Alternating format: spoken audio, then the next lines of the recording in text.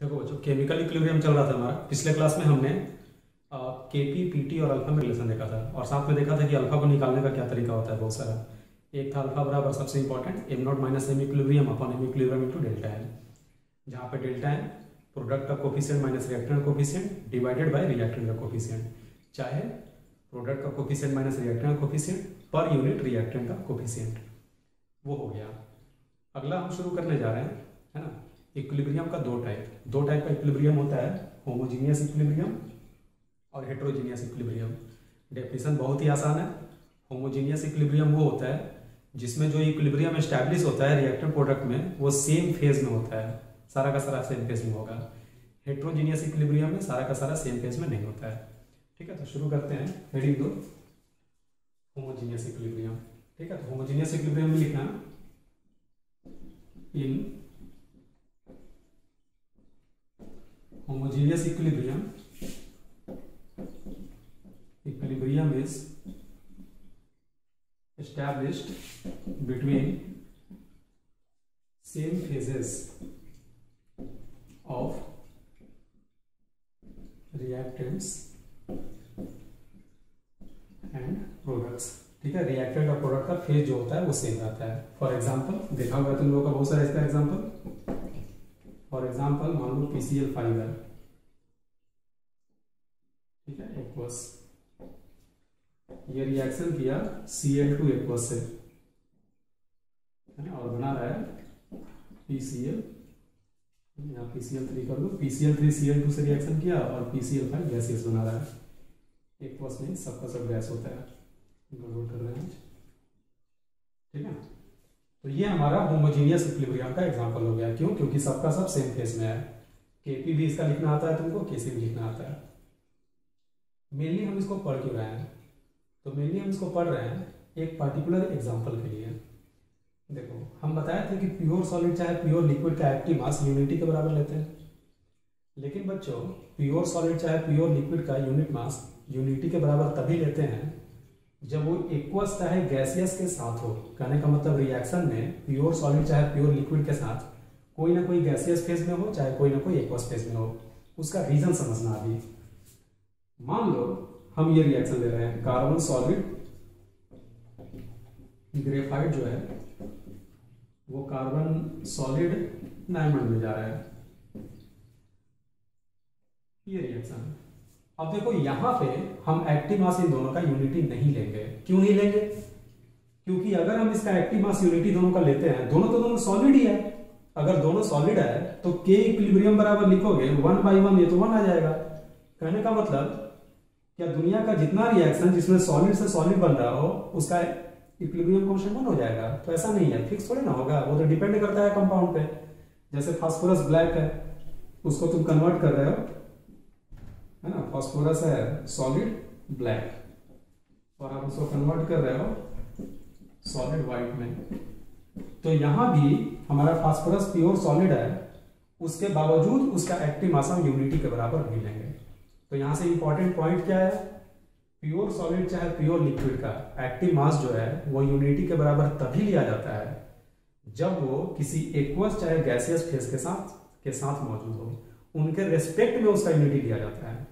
ठीक है, कभी भी हम ऐसा नहीं करेंगे कि यूनिटी लेने की वजह से इक्विलिब्रियम कांस्टेंट ही माना जाए, है ना। अगर इक्विलिब्रियम कांस्टेंट 1 पहले से दिया हुआ है तो और बात है, लेकिन हम अपनी मर्जी से जबरदस्ती नहीं दिए हुए इक्विलिब्रियम कांस्टेंट को 1 नहीं करेंगे। ठीक है, सबसे अच्छी बात है ये सब हमको पढ़ना नहीं है सिलेबस में। ठीक है, पढ़ना क्या है उस पर भी हम आएंगे। एक और एग्जाम्पल इसका लेते हैं जो कि फेमस एग्जाम्पल है, इसका यूज आता है, यहाँ इक्विलिब्रियम में यूज नहीं आता लेकिन इन जनरल इसका यूज आता है। मान लो H2O सॉलिड है, वो जा रहा है H2O लिक्विड में।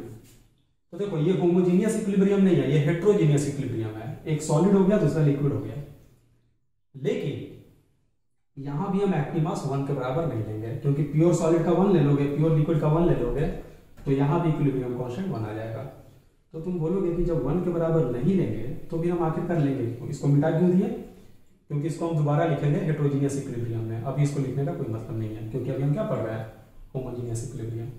ठीक है, तो ये जो पहला वाला ये तो पता है, इसका अगर केपी लिखोगे तो partial pressure of PCl5 divided by partial pressure of PCl3 into partial pressure of chlorine. इसमें क्या लिखोगे, इसका न्यूमेरिकल हम कैसे सॉल्व करेंगे? तो सबसे पहली बात कि इसका न्यूमेरिकल तुमसे कहीं पूछेगा ही नहीं इक्विलिब्रियम कांस्टेंट से रिलेटेड। अगर इसका इक्विलिब्रियम कांस्टेंट हायर स्टडी करोगे तो बिल्कुल बेसिक लेवल पे हम लिख के अभी छोड़ देंगे। फिलहाल हम हायर लेवल पे कैसे कैसे चेंज करते हैं वो बात की बात है। फिलहाल हम क्या करेंगे, कॉपी में थियरी में लिखने के लिए हम बेसिक लेवल पे लिख के छोड़ देंगे। बेसिक लेवल पे लिखने का क्या मतलब हुआ, एक्टिव मास के टर्म में लिख के छोड़ दो। कहने का मतलब क्या लिखे, प्रोडक्ट यानी एक्टिव मास ऑफ क्या, कार्बन, कौन सा carbon, diamond divided by reactant का एक्टिव मास, यानी क्या लिखेंगे, active mass of carbon graphite हो जाएगा। इसके आगे हम प्रोसीड नहीं करेंगे, इसके आगे हम नहीं कर सकते हैं क्योंकि हमें एक्टिव मास नहीं पता कि ग्रेफाइट का कितना लेना है, डायमंड का कितना लेना है और किस तरीके से लेना है। हमें क्या पता है, एक्टिव मास गैस का या तो पार्शियल प्रेशर ले लो नहीं तो कंसंट्रेशन। इक्वल सॉल्यूशन में एक्टिव मास कंसंट्रेशन से रिप्लेस कर दो, है ना। प्योर सॉलिड प्योर लिक्विड, पहले पढ़े थे कि प्योर सॉलिड प्योर लिक्विड का 1, अभी हम उसी लाइन को थोड़ा सा अपडेट कर दिए, थोड़ा सा चेंज कर दिए, थोड़ा सा मॉडिफाई कर दिए। क्या मॉडिफाई किए, प्योर सॉलिड प्योर लिक्विड का 1 तभी जब वो किसी एक्वस चाहे गैसियस के साथ मौजूद हो, लेकिन एक्वस और गैसियस के साथ मौजूद होगा तो वो बन जाएगा हेटेरोजेनियस इक्विलिब्रियम, जो कि अगला टॉपिक है, इसलिए इसका एग्जांपल हम अगले में देखेंगे। फिलहाल हम क्या दिखा रहे हैं, होमोजीनियस का एग्जांपल। तो होमोजीनियस में सॉलिड है तो 1 यहां पे नहीं लेंगे। कब लेंगे, वो हेटेरोजीनियस में आएगा, ठीक है। फिलहाल इसमें कब लेंगे वाला नहीं आएगा, ये है कब नहीं लेंगे वाला। यहां पे एक्टिव मास 1 नहीं लेंगे। और क्या लिखे, के इक्विलिब्रियम बराबर क्या हो जाएगा बच्चों, active mass of solid, active mass of phosphorus solid white divided by active mass of phosphorus solid black. हो गया बच्चों। लेकिन अभी भी वो चीज नहीं आया जिसके लिए हम इसको पढ़ते हैं। यहाँ पे एक स्पेशल रिएक्शन होता है, उसके लिए हम मेनली इसको पढ़ते हैं और उस रिएक्शन को खूब काम करते हैं, उससे खूब सवाल पूछता है, ठीक है। मेडिकल में तो उससे खूब सवाल पूछता है, ठीक है। इतना पहले नोट करो।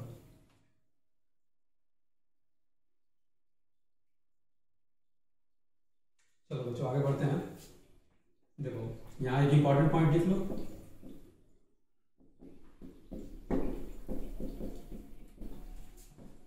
Active mass of pure solid and pure liquid, ठीक है, can not be taken as unity, नहीं लिया जा सकता है। कब, जब रिएक्शन में केवल प्योर सॉलिड चाहे लिक्विड हो, चाहे दोनों हो, है ना, एक सॉलिड हो एक लिक्विड हो तो भी नहीं दे सकते हैं क्योंकि वहां भी 1 आ जाएगा इक्विलिब्रियम कांस्टेंट, ठीक है। Can not be taken as unity when only pure solid और pure liquid are present in the reaction, ठीक है। अब देखो इसी का सबसे फेमस एग्जांपल जो हम पढ़ने वाले हैं, C2H5OH प्योर लिक्विड है, ठीक है। इसका आपने रिएक्शन करा दिया CH3COOH प्योर लिक्विड से, ये भी लिक्विड है लेकिन प्योर है, अभी दोनों को हमने मिक्स कर दिया, दोनों आपस में रिएक्शन करेगा। ऑर्गेनिक केमिस्ट्री में पढ़ोगे कि एसिड और अल्कोहल रिएक्शन करके ईस्टर बनाता है, बनाया था ईस्टर, क्या बनाएगा CH3COO, इसका H और इसका OH मिलकर पानी बना देता है, ठीक है। तो एक तो H2O बन गया, दूसरा CH3COO को आकर यहाँ से OH को हटाओ और जो बचा उसमें आकर जोड़ दो, उसी को बोलते हैं ईस्टर। CH3COO C2H5, ये भी प्योर लिक्विड बन गया, ठीक है। प्योर लिक्विड लिए हैं, हम चाहते तो सॉल्यूशन में मिक्स कर सकते थे, लेकिन अगर सॉल्यूशन को मिक्स करते हैं, है ना, तो उस एग्जांपल को अभी हम थोड़ी देर बाद देखेंगे, फिलहाल अभी हम इसको देख रहे हैं। तो देखो क्या हुआ यहाँ पे, pure liquid pure liquid pure liquid pure liquid, ठीक है। रिएक्शन हुआ, इन दोनों से वो बनेगा। फाइनली रिएक्शन मिक्सचर में ये चारों का चारों मौजूद होगा, चारों मौजूद होगा तो चारों मिलके एक सॉल्यूशन बनाएगा और उसमें इंडिविजुअली ये चारों है, लेकिन लिया तो क्या था प्योर, है ना। रिएक्शन में प्योर लिक्विड मेंशन करा है, बैकवर्ड से शुरू करोगे तो भी प्योर लोगे। तो यहाँ पे अगर हम Kc लिखे, Kc, तो हम क्या लिखेंगे बच्चों, concentration of CH3COOH liquid, concentration of H2O liquid divided by concentration of C2H5 liquid, concentration of CH3COOH liquid। हमने यहाँ दो चीजें, हमने 1 नहीं लिया, प्योर लिक्विड था फिर भी हमने 1 नहीं लिया। क्यों नहीं लिया? क्योंकि अगर हम 1 ले लेंगे तो सारा का सारा 1 हो जाएगा, और अगर रिएक्शन में केवल सॉलिड प्योर हो चाहे लिक्विड प्योर हो तो हम 1 नहीं लेते हैं, ऑलरेडी हम बता चुके हैं। तो यहाँ हम 1 नहीं लेंगे, कंसंट्रेशन निकालेंगे उसके हिसाब से हम काम करेंगे। ठीक है, पहली बात। दूसरी बात, ठीक है, यहाँ एक्टिव मास क्यों नहीं लिखे, कंसंट्रेशन क्यों लिख दिए? क्योंकि यहाँ पे कंसंट्रेशन निकालना संभव है। अभी जो हम ग्रेफाइट डायमंड लिखे थे सॉलिड, उसका कंसंट्रेशन नहीं निकल पाता है, तो इसलिए हम बोले हैं कि ये हमारे लेवल के ऊपर की बात है, हमें वो पढ़ना नहीं है, हम उसको एक्टिव मास के टर्म में लिखते हैं। हाँ, वही ग्रेफाइट डायमंड वाला ऐसा नहीं है कि वो रिएक्शन तुमको दिखेगा ही नहीं, किसी और चैप्टर में भी नहीं पढ़ना है, किसी दूसरे चैप्टर में वही सेम रिएक्शन दिया रहेगा थर्मोडायनेमिक्स में, और कुछ और तुमसे निकलवाएगा, अदर चीज निकलवाएगा, एंथैल्पी निकलवाएगा, चाहे गिब्स फ्री एनर्जी निकलवाएगा, पूछेगा कब वो रिएक्शन स्पॉन्टेनियस हो जाए। केमिकल इक्विलिब्रियम का एक्सप्रेशन उस रिएक्शन का हमें नहीं जानना, वो हमें नहीं पढ़ना, बाकी चीज तो पढ़ना ही है, बाकी चीज जो हम आगे पढ़ेंगे सो पढ़ेंगे। ठीक है, खैर, तो ये हमने केसी लिख दिया बच्चे। ये हमारा केसी का एक्सप्रेशन हुआ। सपोज करो इनिशियली दिया हुआ था ए मोल और बी मोल, ठीक है, तो इक्विलिब्रियम में क्या होगा, ए में से x टूटा, बी में से x टूटा, ये बना x, ये भी बना x। ठीक है, ये मोल में है, कंसंट्रेशन में वॉल्यूम आता है। लेकिन अच्छी बात यह है कि जब तुम लिखोगे मोल बटा वॉल्यूम, मोल बटा वॉल्यूम, मोल बटा वॉल्यूम, मोल बटा वॉल्यूम, तो वॉल्यूम नीचे 2 बार आया, ऊपर भी 2 बार आया, कैंसिल हो जाएगा, तो बचेगा क्या, x गुना x प्रोडक्ट से डिवाइडेड बाई इधर से क्या बचेगा, a minus x into B minus x. Maximum सवाल में a और b सेम दिया जाता है, जगह यहाँ पे नहीं है। इनिशियली हम कितना लिए थे, a और b लिए थे, तो तुम चाहो तो इनिशियल लिख देना, तुम इसके नीचे 2 लाइन छोड़ के ये लिखना। ठीक है, इनिशियल में a b वो दोनों 0 0, इक्विलिब्रियम पे x टूट गया, उसके हिसाब से हम इसको लिखे हैं। ठीक है, तो ये एक्सप्रेशन आया, जो भी सवाल पूछेगा उसके हिसाब से तुम इसको निकाल लोगे। अब देखो, मान लो C2H5 प्योर नहीं रहेगा। प्योर का मतलब क्या, डब्बे में रखा हुआ है, उसमें पानी का एक कतरा नहीं है, जो भी है यही है। अगर मान लो हम C2H5OH प्योर नहीं लेकर एक्वस फेज में लेते हैं, एक्वस फेज का मतलब पानी में इसका अगर हम सोल्यूशन लेते हैं, CH3COOH जो है इसका भी अगर हम सोल्यूशन लेते हैं, ठीक है, इसका भी सोल्यूशन ले लो, CH3COO C2H5 एक्वस H2O, तो H2O का सोल्यूशन थोड़े होता है, H2O तो खुद ही सॉल्वेंट है, तो इसको हम लिखेंगे प्योर लिक्विड। अगर मान लो ये रिएक्शन हम लिखें, इसी सेम रिएक्शन को अगर हम इस फॉर्मेट में लिखें, हम लिक्विड के प्योर लिक्विड के बजाय अगर हम एक्वस ले लें, तो अभी हमने बताया था कि जब हमारा प्योर सॉलिड चाहे प्योर लिक्विड एक्वस चाहे गैसियस फेज के साथ रहेगा, तब हम उसका एक्टिव मास 1 ले लेते हैं। कहने का मतलब इस रिएक्शन में अगर आप केसी लिखोगे तो देखो एक्वस है, एक्वस है, एक्वस है, इसको समझने का एक और तरीका होता है। एक्वस का मतलब सॉल्यूशन है, और अगर सॉल्यूशन है तो पानी का मात्रा बहुत ही ज्यादा है कंटेनर में, तो पानी यहां भी बहुत ज्यादा, यहां भी बहुत ज्यादा, यहां भी बहुत ज्यादा, तो ये वाटर जो बना वो नेग्लिजिबल अमाउंट में रहेगा। ऑलरेडी पानी इतना ज्यादा है, ऑलरेडी पानी अगर इसमें मान लो 10,000 लीटर है, ठीक है, तो रिएक्शन में तो बहुत कम बना होगा ना उसके रेस्पेक्ट में, तो बहुत ही कम बनेगा अगर उसके रेस्पेक्ट में। तो हम चाहें तो जो बना है हम ये बोलेंगे कि पहले 10,000 था और मान लो 1 लीटर बन गया, तो 10,000 1 लीटर हो गया, तो लगभग तो उसका मोल जो है वो कांस्टेंट ही रह गया, और जो कांस्टेंट होता है उसका एक्टिव मास मान लेते हैं। लेकिन इस रिएक्शन में पहले से पानी नहीं था, देखो प्योर लिक्विड था, तो जो भी H2O बनेगा वो सिग्निफिकेंट होगा, नेग्लिजिबल नहीं होगा। इसमें पहले से वाटर है, तो जो भी H2O बना वो इतना नेग्लिजिबल है कि रिएक्शन के पहले का पानी और रिएक्शन के बाद के पानी का जो मोल है वो ऑलमोस्ट सेम है, ऑलमोस्ट सेम है, तो वो कांस्टेंट हो गया। और अगर वो कांस्टेंट हो गया, इस वाले में अगर ये लिखेंगे ये कांस्टेंट, तो इसको हम इधर भेज के नया इक्विलिब्रियम कांस्टेंट मान लेंगे। ठीक है, इसलिए वो अपीयर नहीं होता। कहने का मतलब निचोड़ क्या है, तुमको याद क्या रखना है, अगर प्योर लिक्विड रिएक्शन में तुमको दे दे, चारों का चारों प्योर लिक्विड, एक्टिव मास 1 नहीं लेंगे, चारों का चारों यहां पे आएगा। अगर सारा का सारा एक्वस दे दे, एक दे दे प्योर लिक्विड, चाहे सारा का सारा गैसियस दे दे, एक दे दे प्योर लिक्विड। गैसियस वाला एग्जांपल हम यहां नहीं लेंगे, क्यों, क्योंकि वो हेटेरोजेनियस इक्विलिब्रियम हो जाएगा, अलग अलग फेज। ये एग्जांपल हम यहां ले रहे हैं, क्यों, क्योंकि सारा का सारा लिक्विड फेज है। ठीक है, तो यहां पे क्या लिखेंगे एक्सप्रेशन, पहले प्रोडक्ट लिखो CH3 COO C2H5 एक्वस, ठीक है। वाटर जो है, वाटर तो आएगा नहीं, एक्टिव मास 1 ले लेंगे क्योंकि एक्वस के साथ है, डिवाइडेड बाय क्या आएगा C2H5OH plus into CH3COH aqueous. मान लीजिए कि हम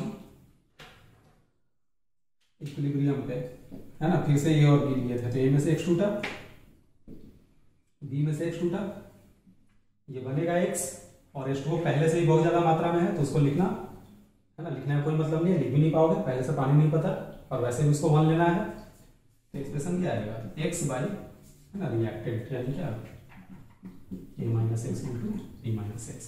तो ये याद रखना है ना, सवाल अगर एग्जाम में आता है देखना फेस क्या है, चारों लिक्विड है, चारों अपीयर होगा, 3 एक्वस है, 1 प्योर लिक्विड है, तो उसके कंपेरिजन में इसको हम 1 ले लेंगे, यूनिटी ले लेंगे और इसका ऐसे लिखेंगे, ठीक है। कमांड हो गया, इस चीज को दिमाग में रखना, नोट कर लो।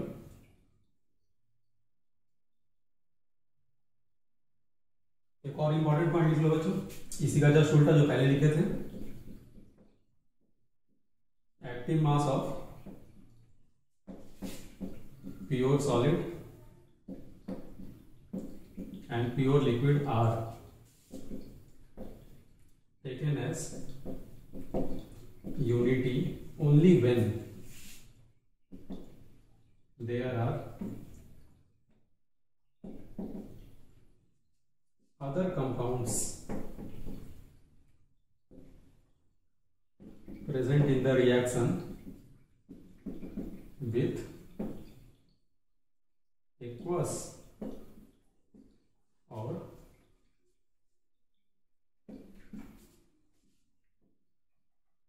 गैसियस फेज, है ना, गैसियस और एक्वस के साथ ही इनका एक्टिव मास यूनिटी लेते हैं। अगर प्योर सॉलिड और प्योर लिक्विड रहेगा केवल, तो वैसे केस में हम यूनिटी नहीं लेते हैं, ये निचोड़ है, ठीक है, नोट कर लो, फिर हम इसका न्यूमेरिकल देखते हैं।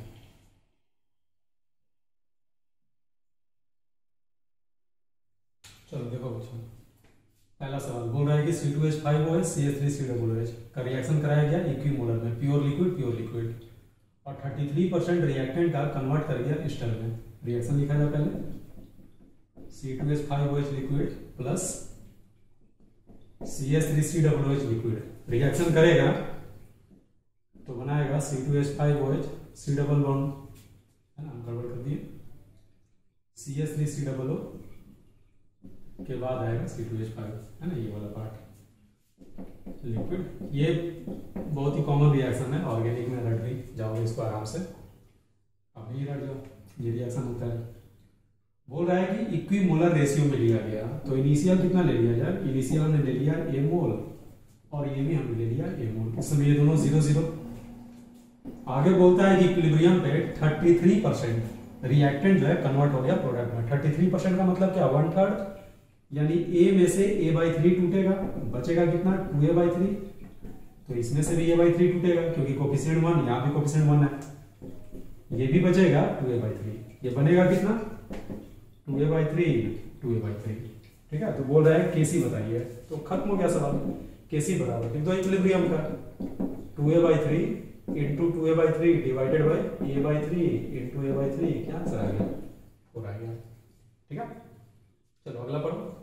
अगले में कह रहा है, देखो गैसियस फेज रिएक्शन दे दिया, ये भी होमोजेनियस है लेकिन गैसियस फेज में है, गैस गैस गैस गैस। इस performed in 1 litre vessel, 1 litre के वेसल में शुरू में A जो है वो 3N था और B जो है वो N था, ठीक है। शुरू में देखो यही पे लिख देते हैं इक्विलिब्रियम पे, तो ये 3N था शुरू में और ये था N, इक्विलिब्रियम पे टूटेगा, मान लो X टूटा, तो 3N में से हमने X तोड़ा, तुम लोग इसको नीचे लिखना, नीचे सॉल्व करके, जगह कम आया।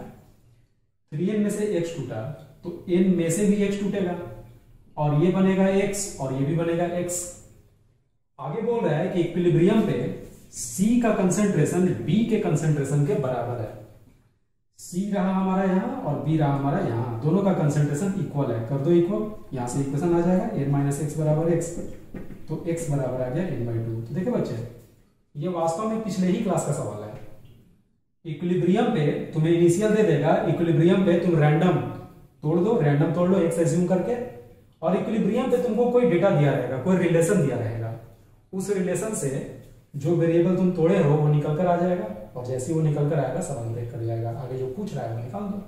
आगे क्या पूछ रहा है, what is the concentration of D at equilibrium. तो डी कितना है, concentration of D at equilibrium, चाहे इसी को शॉर्टकट में कैसे लिखते हैं, ऐसे लिखते हैं, कंसंट्रेशन ऑफ डी इक्विलिब्रियम का कितना है बच्चे, x है, और x तुमने कितना निकाला n/2, तुम्हारा आंसर हो जाएगा n/2। हो गया, नोट कर लो।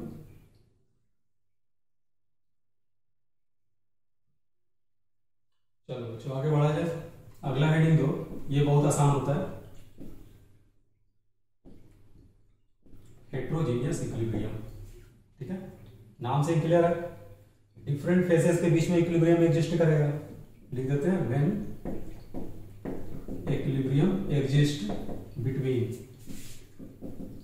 Different phases of compounds. Shortcut में कंपाउंड्स, रिएक्टेंट्स एंड प्रोडक्ट्स भी लिख सकते हो। डिफरेंट फेजेस ऑफ कंपाउंड्स, ऐसा नहीं है कि रिएक्टेंट प्रोडक्ट के साथ ही इक्विलिब्रियम में रहता है। ए बी सी डी लिखा है तो चारों एक दूसरे के साथ इक्विलिब्रियम में है। ए बी के साथ भी इक्विलिब्रियम में है, दोनों रिएक्टेंट है, ए बी के साथ इक्विलिब्रियम में है और सी डी के साथ भी है। उसी तरह से सी डी आपस में भी इक्विलिब्रियम में है, ए बी के साथ भी इक्विलिब्रियम में है। तो चारों का रेस्पेक्टिव अमाउंट एक दूसरे के साथ इक्विलिब्रियम में होता है। तो तुम कंपाउंड्स लिखोगे वो ज्यादा सही है। हम रिएक्टेंट एंड प्रोडक्ट लिखेंगे तो ये कंफ्यूजन हो सकता है कि बस रिएक्टेंट और प्रोडक्ट का इक्विलिब्रियम है। इक्विलिब्रियम पूरे मिक्सचर का होता है, इसलिए उसको इक्विलिब्रियम मिक्सचर बोलते हैं। ठीक है, when equilibrium exist between different phases of compounds then it is called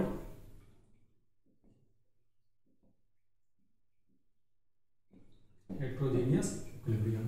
ठीक है, फॉर एग्जांपल देखा हो तुम्हारा पहले भी,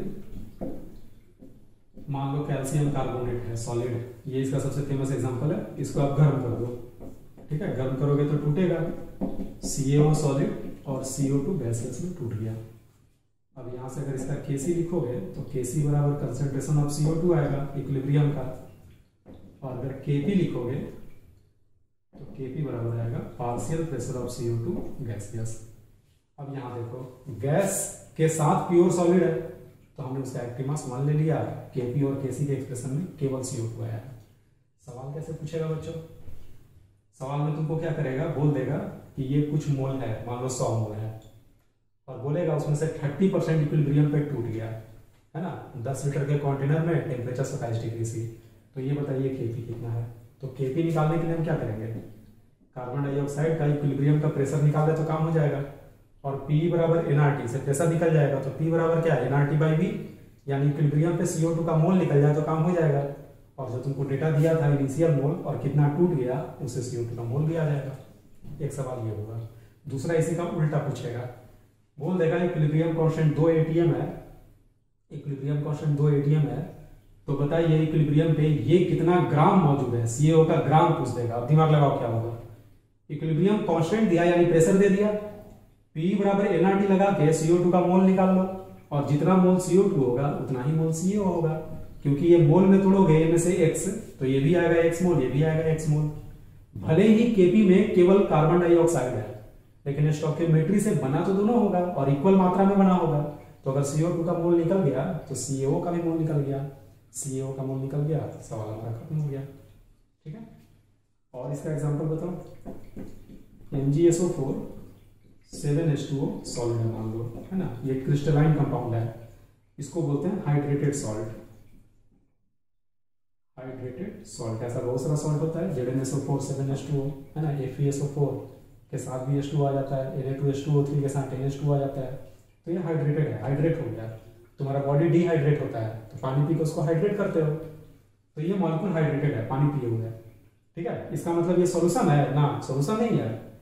H2O में ये घुला हुआ नहीं है, बल्कि H2O के साथ मॉलिक्यूल के साथ ये बॉन्ड बनाए हुए है ना, MgSO4 के साथ H2O का साथ मॉलिक्यूल बॉन्ड बना के एक नया मजबूत सा कंपाउंड बनाया है ना, वो भी क्रिस्टल ही है, वो भी सॉलिड ही है।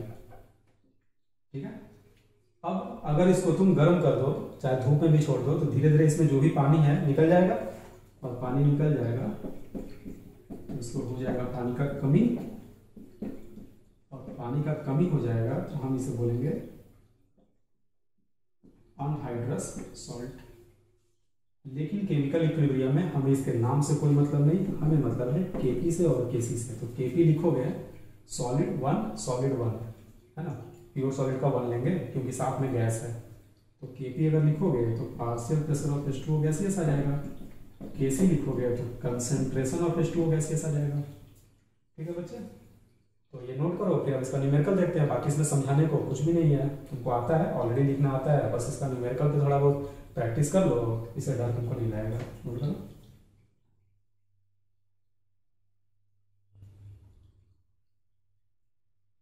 चलो बच्चों, ये 2 सवाल देखो जरा, पहले से करते हैं नीचे वाले को।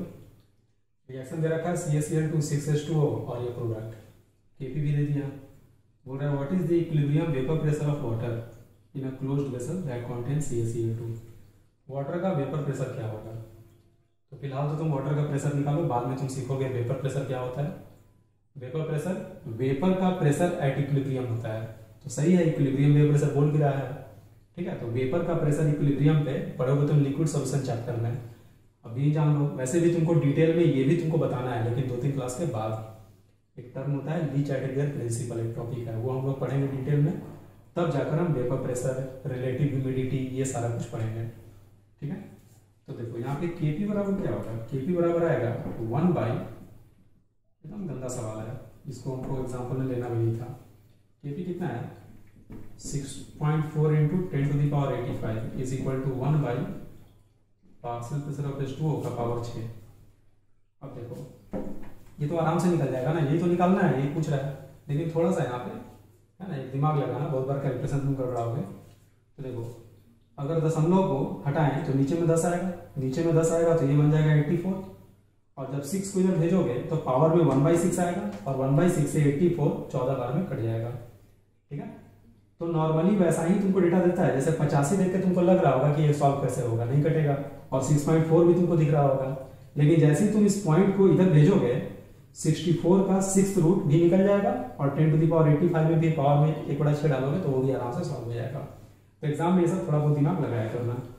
तो यहाँ से अगर लिखेंगे हम प्रेशर ऑफ H2O बराबर, तो क्या आएगा बच्चे? रेसिप्रोकल में है ना, तो ये अगर ऊपर जाएगा तो ये नीचे आ जाएगा। तो हम लिख रहे हैं 1/, इसको डायरेक्ट लिख देते हैं सॉल्व करके, 64 × 10⁻84 का पावर कितना? 6 था, उस साइड जाएगा तो 1/6, यानी ये हो जाएगा 1/, 64 का 6th रूट 2, और इसमें 1/6 से गुना करोगे तो 10⁻14 आ जाएगा। 10⁻14 आया, ऊपर 10 लिख दो और नीचे 15 कर दो, तो 2 से 10 कट जाएगा 5 बार में, और ये हो जाएगा 10⁻−15 किस यूनिट में? ATM में आ जाएगा। हो गया हमारा। ठीक है, देखो Kp का यूनिट नहीं दिया था, बताए थे ना कि नहीं भी दिया रहेगा तो आंसर किस में देगा? ATM में। हो गया है, चलो अगला देखते हैं। देखो आंसर ये नोट कर लो, मिटाएंगे भी हम इसको। ठीक है, मिटाते हैं। 22.4 मिलीग्राम था। कह रहा है कि कैल्शियम कार्बोनेट टूटा, एक कंटेनर में रखा हमने जिसका वॉल्यूम दिया, टेम्परेचर दिया है, और ये टूटा। अगर इसका इक्विलिब्रियम कांस्टेंट 4 × 10⁻−2 ATM है, तो बताइए CaO का मास कितना होगा? आसान है, किया जाए। CaCO3 सॉलिड, ये टूटा तो CaO सॉलिड और कार्बन डाइऑक्साइड गैसियस दिया। अब देखो हमसे पूछ रहा है CaO का मोल, ठीक है, मोल पूछ रहा है, तो तुमको धीरे धीरे इनसे इतना आराम से खेलना आ जाएगा कि मोल, प्रेशर सब कुछ तेरे दिमाग में चलेगा। यहाँ क्या लिख रहे हैं उससे फर्क नहीं पड़ता, हम मोल लिख रहे हैं बस ये समझाने के लिए कि अगर शुरू में ये A मोल लेते हैं तो A में से X टूटेगा तो ये आएगा X मोल, ये आएगा X मोल। कहने का मतलब जो CO2 का मोल है वही CaO का मोल है, तो CO2 का मोल निकाल लो, तुम्हारा काम हो जाएगा। Kp बराबर क्या?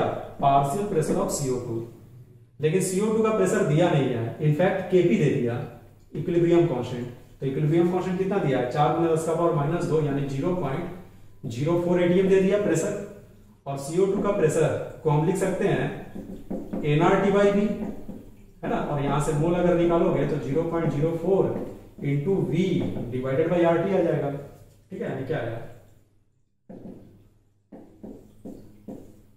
ठीक है, 0.04 वॉल्यूम, 0.04 वॉल्यूम कितना है बच्चे? 0.821, बहुत अच्छी बात है। 0.821 / R 0.0821, और टेम्परेचर है 1000 केल्विन। इसको सॉल्व करोगे तो 0.0821 से ये 10 बार में कटेगा, 10 से 1000 100 बार में कटेगा, और यहाँ 100 और ये है 4/100, यानी 4 गुना 10 का पावर -4 मोल आ गया। तो यही मोल किसका होगा, मोल ऑफ CaO, यानी मास कितना हो जाएगा, मोल इंटू मोलर मास, तो 4 गुना 10 का पावर -4, और CaO का मोलर मास कितना 40 16 56 हो जाएगा, 56 ग्राम आ गया। मल्टीप्लाई कर दो, 4 2 20 24 इंटू 10⁻⁻4 ग्राम। ठीक है बच्चे, आंसर दिया था मिलीग्राम में, तो मिलीग्राम में चेंज करने के लिए 1000 से गुना कर दो, 1000 से गुना करोगे तो ये 10⁻⁻1 बच जाएगा, जो कि यहाँ मर्ज होकर दे देगा 22.4 मिलीग्राम। आ गया आंसर। ठीक है, नोट कर लो।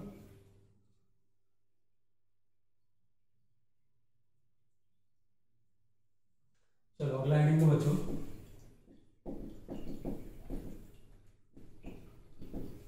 Exothermic and endothermic reaction. इस टॉपिक का इक्विलिब्रियम से कोई मतलब नहीं है, लेकिन आगे के कॉन्सेप्ट में एक्सोथर्मिक इंडोथर्मिक का यूज आएगा, इसलिए इसको हम बता रहे हैं। किस रिएक्शन को एक्सोथर्मिक कहते हैं और किस रिएक्शन को इंडोथर्मिक बोलते हैं। ठीक है, तो पहले लिख रहे हैं हम एक्सोथर्मिक रिएक्शन। बहुत आसान सा है। कोयले को जलते देखे हो, कोयला जब जलता है तो आसपास में अगर तुम रहोगे तो तुमको गर्मी महसूस होगा, यानी कि कोयला जब जलता है तो हीट रिलीज करता है। तो कोयला वहां जब जल रहा है, कोई भी कंपाउंड अगर जल रहा है, कागज जल रहा है ना, कोई भी ऑर्गेनिक कंपाउंड जल रहा है, तो ये सारा का सारा रिएक्शन एक्सोथर्मिक होता है। सिंपली जिस रिएक्शन के होने में हीट रिलीज हो, है ना, हीट अगर रिलीज होगा तो उसे हम बोलेंगे एक्सोथर्मिक। अगर हीट एब्जॉर्ब होगा, तो उसे हम बोलेंगे इंडोथर्मिक। ठीक है, हीट एब्जॉर्ब का एक एग्जांपल बताओ, जानते हो तुम लोग, ग्लूकोज पिए हो कभी घोलकर, तो तुम ग्लास में जैसे ग्लूकोज डालकर घोलते हो, तुम फील करते हो ग्लास ठंडा हो गया है। ठीक है, ग्लास में कोयला डाल के जलाओगे तो फील करोगे ग्लास गर्म हो गया, फील ही नहीं करोगे, है ना, हाथ भी जल जाएगा। ठीक है, तो कोयले को जलाए तो हीट रिलीज हुआ तो ग्लास का जो वॉल है उसको हीट मिला, तो तुम्हारे हाथ को गर्मी महसूस हुआ। लेकिन पानी में ग्लूकोज डाल के जब तुम घोल दिए तो एक इंडोथर्मिक रिएक्शन होता है। इंडोथर्मिक क्या करता है, हीट एब्जॉर्ब करेगा। कहां से एब्जॉर्ब करेगा, तो जहां रिएक्शन हो रहा है उसके आसपास से एब्जॉर्ब करेगा। तो वाटर में ग्लूकोज डाल के तुम घोले तो ग्लूकोज का हर मॉलिक्यूल घुलने की प्रक्रिया में हीट एब्जॉर्ब किया, किससे, आसपास में जो पानी है। तो पानी ठंडा हो गया, पानी ठंडा हुआ तो वो ग्लास से हीट एब्जॉर्ब करेगा, है ना, तो ग्लास में वो ठंडा हो जाएगा। ठीक है, ग्लास ठंडा हुआ तो तुम्हारे हाथ से हीट एब्जॉर्ब करेगा, और वो तुम्हारे हाथ से हीट एब्जॉर्ब करेगा, तुम्हारे हाथ से हीट अगर निकलेगा तो तुमको ठंड महसूस होगा। महसूस क्यों होता है, जब हीट हमारे बॉडी से इन्वायरमेंट की ओर जाए, सराउंडिंग में जाए, तो हमें ठंड महसूस होता है। अगर सराउंडिंग से हमारे बॉडी को हीट मिलता है तो हमें गर्मी महसूस होता है। ठीक है, तो क्या बोले हम, ग्लास में ग्लूकोज डाल के बोलोगे तो वो हीट एब्जॉर्ब करेगा, कहाँ से, अपने सराउंडिंग से, और उसके सराउंडिंग में कौन है, ग्लास है, तो ग्लास ठंडा हो जाएगा, है ना। डिटेल में बताएं कि अपने सराउंडिंग में जो वाटर का मॉलिक्यूल है पहले उससे एब्जॉर्ब करता है, फिर ग्लास से, लेकिन ये सब इंपॉर्टेंट नहीं है। ठीक है, खैर देखते हैं एक्सोथर्मिक रिएक्शन। क्या बोला, इसमें क्या होता है, इसमें हीट रिलीज होता है। कोयला जल रहा है, कमरे में आग लग गया तो ये एक्सोथर्मिक हो गया। ठीक है, कोयला जल रहा है, एक्सोथर्मिक बोलते ही तुमको गर्मी महसूस होना चाहिए, तब जाकर आगे कमांड आएगा। जब भी एक्सोथर्मिक बोले कि एक्सोथर्मिक रिएक्शन हो रहा है तो तुमको गर्मी फील हो, बोलेंगे इंडोथर्मिक रिएक्शन हो रहा है तो तुमको ठंड लगने लगेगा।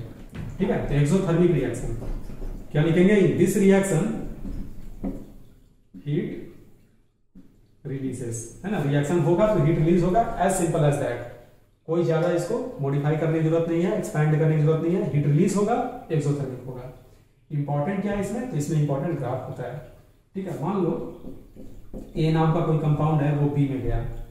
ठीक है, अगर ए का एनर्जी 100 जूल है तो बी का एनर्जी क्या होगा, एनर्जी कंजर्वेशन से जो एनर्जी पहले है वही एनर्जी बाद में होगा ओवरऑल, लेकिन एनर्जी यहां पे रिलीज हो रहा है, एनर्जी यहां पे रिलीज हो रहा है, प्लस हम लिखेंगे क्यू जूल। अगर एनर्जी यहां पे रिलीज हो रहा है, ए से हमारा बी बना, मान लो ये 100 है और ये क्यू हमारा 20 है, यानी पक्के से बी का एनर्जी 80 जूल होगा। तो एक्सोथर्मिक रिएक्शन में रिएक्टेंट की तुलना में प्रोडक्ट का एनर्जी कम होता है। ध्यान रहे, क्यों हमारा प्रोडक्ट नहीं है, वो तो एनर्जी बाहर निकल गया।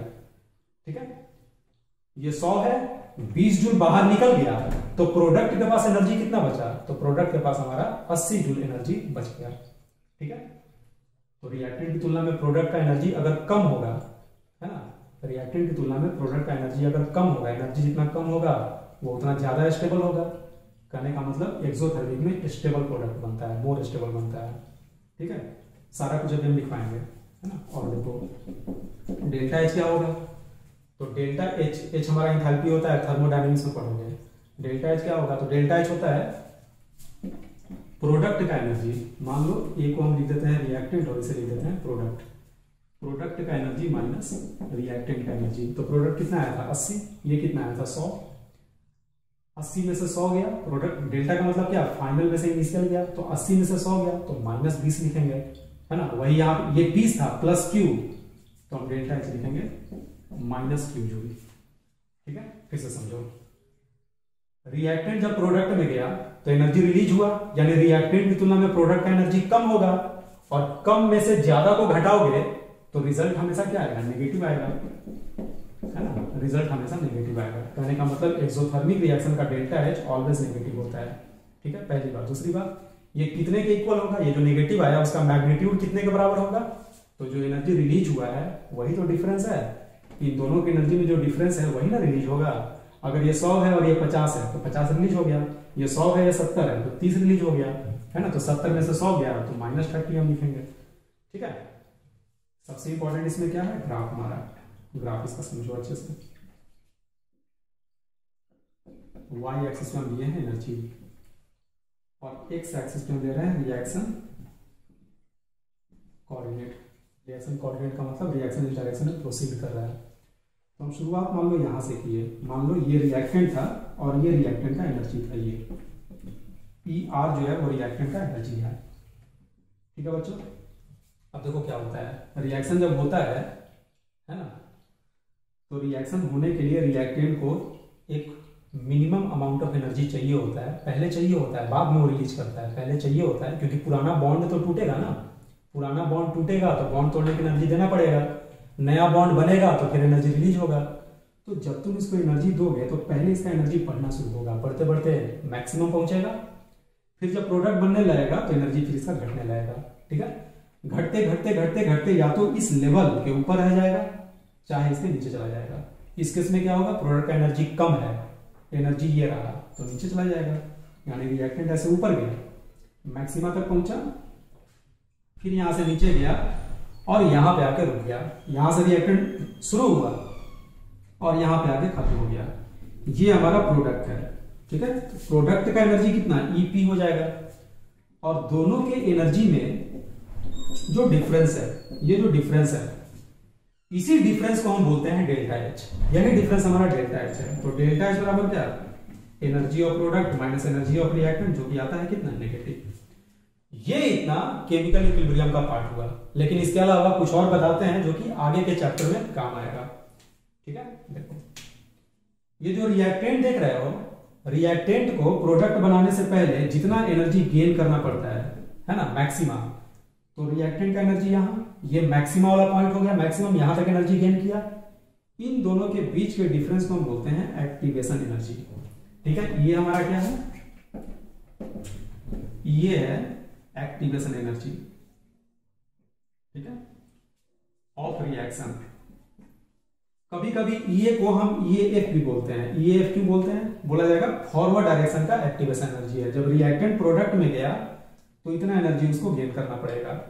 एक काम कर रहे हैं, ये भी लिखा हुआ सही है, ये लिखो चाहे EAF लिखो, ये रिएक्शन का एक्टिवेशन एनर्जी हुआ, क्योंकि जो रिएक्शन दिया है उसमें हमारा रिएक्टेंट जो है, जो रिएक्शन दिया है उसमें R जा रहा है P में, तो R से P में जाने का जो डायरेक्शन है वही हमारा रिएक्शन है, तो उसका एक्टिवेशन एनर्जी फॉरवर्ड का एक्टिवेशन एनर्जी के बराबर। लेकिन अगर हम बैकवर्ड डायरेक्शन की बात करें, बैकवर्ड डायरेक्शन का मतलब क्या, प्रोडक्ट हमारा कन्वर्ट हो रहा है रिएक्टेंट में, उल्टा डायरेक्शन, तो प्रोडक्ट को रिएक्टेंट में कन्वर्ट करने से पहले इतना ऊपर जाना पड़ेगा पहले बच्चे, पहले प्रोडक्ट इतना एनर्जी गेन करेगा। तो ये जो गैप है प्रोडक्ट का एनर्जी से मैक्सिमा का, इसे हम बोलते हैं EAP, है ना। ये हो गया बैकवर्ड डायरेक्शन का एक्टिवेशन एनर्जी। तो हम ये भी को क्या लिखेंगे, ये भी हो जाएगा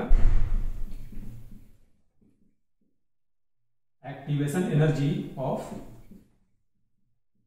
बैकवर्ड डायरेक्शन। और EAF को और अलग से क्या बोल सकते हैं, EAF को हम एक्टिवेशन एनर्जी रिएक्शन का ही बोलते हैं, और साथ साथ हम ये भी बोल सकते हैं कि activation energy of forward reaction, क्योंकि जो फॉरवर्ड रिएक्शन है वही तो गिवन रिएक्शन है। ठीक है, अब देखो क्या एक इंटरेस्टिंग चीज है, एक बार बता, इस पूरे में से अगर इतना तुम माइनस कर दोगे तो यही इतना छोटा सा तो बचेगा। ठीक है, फिर से बोल रहे हैं, ये पूरा जो गैप है यहां से लेकर यहां तक का मैक्सिमा तक का, यानी EAB, उसमें से अगर ये इतना माइनस कर दिया गया तो देखो, तो ये छोटा वाला बच गया, और ये छोटा वाला क्या है, डेल्टा H है। कहने का मतलब EAB और EAF का जो डिफरेंस है वो डेल्टा H दे देगा, लेकिन डेल्टा H तो निगेटिव है, तो निगेटिव लाने के लिए छोटे वाले में से बड़े वाले को घटा देंगे। तो डेल्टा H का एक और फॉर्मूला होता है EAF माइनस EAB, और ये इंपॉर्टेंट होता है। ठीक है, ये भी इस चैप्टर में इस्तेमाल नहीं होगा, अगले चैप्टर में इस्तेमाल होगा। ठीक है, तो सारा कुछ समझ गए बच्चे। एक चीज और बचा है, आएंगे अभी थोड़ी देर में। क्या क्या बोले, एक्सोथर्मिक रिएक्शन वो रिएक्शन है जिसमें हीट क्या हो, रिलीज हो। रिएक्टेंट प्रोडक्ट में गया और साथ में ये हीट रिलीज हुआ, 100 है ये 80, तो प्लस 20 लिखना होगा। लेकिन जब डेल्टा H लिखोगे तो डेल्टा H माइनस हो जाएगा, यहाँ प्लस 20 है तो डेल्टा H माइनस 20, प्लस 30 तो माइनस 30। कभी कभी एग्जाम में चालाकी क्या करेगा, यहाँ लिख देगा माइनस 30, तो तुमको डेल्टा H लिखना होगा प्लस 30। जो साइन यहाँ है उसको उल्टा कर दो, एक्सोथर्मिक में प्लस करके लिखेंगे, इंडोथर्मिक में माइनस करके लिखेंगे। ठीक है, अगर रिएक्टेंट के साइड में लिखोगे, इसी Q को राइट में नहीं लिख के लेफ्ट में लिखोगे मैथमेटिकली, तो लिखना बिल्कुल पॉसिबल है। अगर इधर प्लस Q लिखे हो तो इधर माइनस Q लिखेंगे, इधर प्लस 30 तो इधर माइनस 30, इधर माइनस 30 तो इधर लिखेंगे प्लस 30, है ना। इसी को अगर लेफ्ट साइड में भेजोगे तब, ऐसा नहीं कि दोनों साइड लिख देना है। सिंपली क्या बोले, वैसा रिएक्शन जिसमें हीट रिलीज हो, रिलीज हुआ, डेल्टा H क्या होगा, ऑलवेज नेगेटिव होगा, एक्सो का डेल्टा H ऑलवेज नेगेटिव होगा। तो रिएक्टेंट जाएगा, ऐसे देखो यहां से इमेजिन करो, रिएक्टेंट जाएगा ऊपर ऊपर ऊपर ऊपर, एक्टिवेशन एनर्जी, और जब घटना शुरू होगा तो जितना एनर्जी लिया है उतना तो रिलीज करेगा ही, है ना। मान लो 15 रिएक्टेंट जो है वो ऊपर जाने के लिए, जैसे कोयले को जलाते हो तो पहले तो आग देना पड़ता है ना, तब ना वो आग फिर तुमको रिलीज करके देता है। तो अगर एक्सो है तो जितना तुम दिए हो उससे ज्यादा रिलीज करेगा, तभी तो ओवरऑल हीट रिलीज होगा। तो तुम अगर 15 दिए तो प्रोडक्ट पहले 15 रिलीज कर देगा, उसके बाद और रिलीज करेगा और नीचे जाएगा, है ना। तो एक्सो में पहले हीट दोगे उसको, फिर वो रिलीज करेगा, करते करते करते करते रिएक्टेंट जिस लेवल पे है उससे ज्यादा रिलीज करके नीचे चला जाएगा। इंडो में क्या होगा, इंडो में तो इंडो में हीट लग जाता है, तो जितना तुम दिए उतना रिलीज नहीं होगा, उससे कम ही रिलीज होगा। यानी रिएक्टेंट अगर यहां है, तुम अपने साइड से देखना, रिएक्टेंट अगर यहां है तो यहां से ऊपर गया, अगर रिएक्टेंट से नीचे चला गया तो एक्सो ग्राफ के हिसाब से, अगर रिएक्टेंट के लेवल से ऊपर ही रिएक्शन रुक गया तो ये इंडो हो जाएगा। इसके पहले क्या बोले थे, एक्सो, उसके पहले बोलना चाहिए था हमको, पता नहीं क्या बोले थे, फिर से बोलते हैं ताकि कंफ्यूजन ना रहे। ये रिएक्टेंट है, ऊपर गए, रिलीज करते करते ज्यादा रिलीज कर दिया तो एक्सो ज्यादा रिलीज किया, अगर ज्यादा नहीं किया ऊपर ही रह गया तो ये इंडो हो जाएगा, जो कि अभी नहीं पढ़े हैं, अगला वही है। इन अवे पढ़ ही लिए हैं, इसी का उल्टा इंडो हो जाएगा। ठीक है, एक और चीज जो बोल रहे थे, जो ये बताना है, बहुत छोटा सा चीज है, देखो जीरो लेवल, जीरो, ये तो रिएक्टेंट से यहां तक का जो गैप है वो एक्टिवेशन एनर्जी है, लेकिन जीरो जो है, जीरो से मैक्सिमा का जो गैप होता है उसे हम बोलते हैं थ्रेशोल्ड एनर्जी। बस नाम है, याद रखना, ETH, ये वाला एनर्जी। ETH क्या है, थ्रेशोल्ड एनर्जी। बस खत्म हो गया। ठीक है, अब एक काम करो, इसको नोट करो, और इंडोथर्मिक रिएक्शन का रफ में खुद से ग्राफ बनाना तो फिर हम बनाएंगे, उसे तुम मैच करा लेना। ठीक है, नोट करो। चलो दूसरा लिखो,